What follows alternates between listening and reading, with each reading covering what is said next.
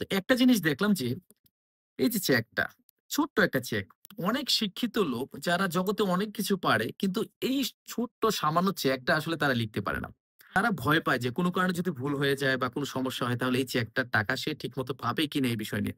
আপনারা মনে রাখবেন যে এই চেকটা হলো জাস্ট একটা ছোট্ট ফর্ম ফিল আপ এর মতো।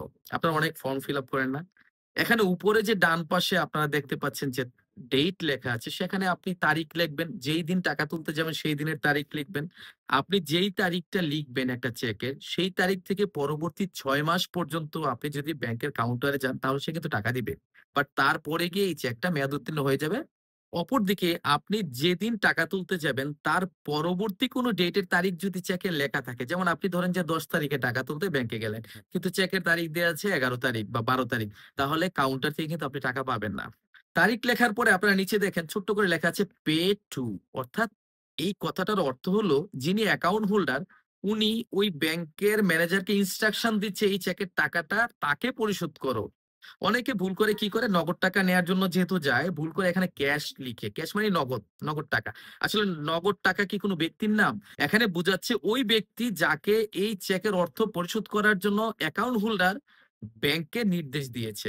তো এখানে যদি অ্যাকাউন্ট হোল্ডার নিজেই যায় তাহলে সে নিজ লিখতে পারে বাংলায়, অথবা ইংরেজিতে অনেকে সেলফ লিখে থাকে। আর যদি সে নিজে না গিয়ে ধরেন অন্য কাউকে পাঠায় যেমন জামালকে পাঠায় তাহলে লিখতে পারে জামাল, কামালকে পাঠালে কামাল। এরকম খুবই সিম্পল। তার নিচের লাইনটাতে লেখা আছে দেখেন যে দা সাম অফ টাকা, অর্থাৎ কত টাকা তুলতে যায়। এখন কেউ যদি ৫,০০০ টাকা তুলতে যায় তাহলে সে এখানে বানান করে মানে কথায় ৫,০০০ টাকা এভাবে বানান করে লিখতে হবে। ইংরেজিতে লিখলে ৫,০০০ টাকা লিখতে পারে। আর তার পাশে ডান পাশে যে বক্সটা লেখা আছে সেখানে অঙ্কে ৫,০০০ মানে ৫ দিয়ে ৩ টা শূন্য। আমরা যেটা করি ইংরেজিতে বাংলায় যেকোনো ভাষায় একটা চেক লেখা যায়। তবে মনে রাখবেন আপনি বাংলায় লিখলে পুরোটাই বাংলায় লিখবেন। আর যদি ইংরেজিতে লিখেন তাহলে পুরোটা চেকই ইংরেজিতে লিখবেন। টাকার অ্যামাউন্ট লেখা শেষ। এখন আপনি কি করবেন? স্বাক্ষর করবেন।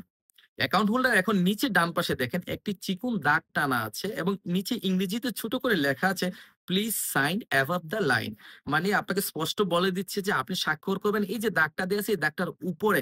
সুতরাং স্বাক্ষর করার ক্ষেত্রে এই বিষয়টাও আপনারা মাথায় রাখবেন, দাগের উপরে স্বাক্ষর করবেন। এই স্বাক্ষর করার পরে মূলত আপনার চেক লেখা শেষ। তারপরে আপনি যদি নিজেই কাউন্টারে যান টাকা তুলতে তাহলে চেকের উল্টা পাশে আপনি ২ টা স্বাক্ষর করবেন। আর আপনি নিজে না গেলে ওই যে বলেছিলাম যদি জামালকে পাঠান বা কামালকে পাঠান তাহলে জামাল গেলে জামাল ২ টা স্বাক্ষর করবে, কামাল গেলে কামাল ২ টা স্বাক্ষর করবে। এই পুরো চেকটা লিখতে গিয়ে আপনি কোথাও যদি ভুল করেন, তাহলে একটানে কেটে আপনি সঠিকটা লিখে দিবেন। তবে এই ক্ষেত্রে আপনি যেখানে কেটেছেন সেখানে তার উপরে কিন্তু আপনি স্বাক্ষর দিতে হবে। যদি স্বাক্ষর না দেন তাহলে ব্যাংক আপনার এই চেকের অর্থ পরিশোধ করবে না। সুতরাং লিখতে গিয়ে ভুল করলেও সেখানে ভয় পাওয়ার কোনো কারণ নেই। মনে রাখবেন একটানে কেটে দিয়ে পাশে লিখে দিবেন।